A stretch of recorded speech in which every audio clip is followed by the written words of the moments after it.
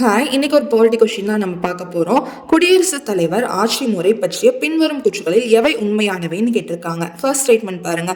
குடியரசுத் தலைவர் அரசின் தலைவராகவும் அரசாங்கத்தின் தலைவராகவும் இருப்பார்.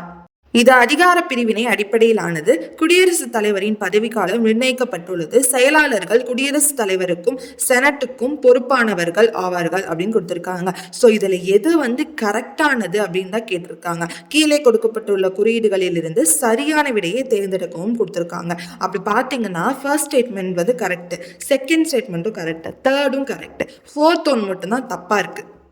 இப்போ ஆப்ஷன் பார்த்தீங்கன்னா 1, 2, 3 3 மட்டும் தான் கரெக்ட். அப்படி பார்த்தா ஆப்ஷன் ஏ தான் கரெக்டான ஆன்சர். இப்போ உங்களுக்கான கொஸ்டின் நான் கேட்குறேன். கரெக்டான ஆன்சர் கமெண்ட் பண்ணுங்க.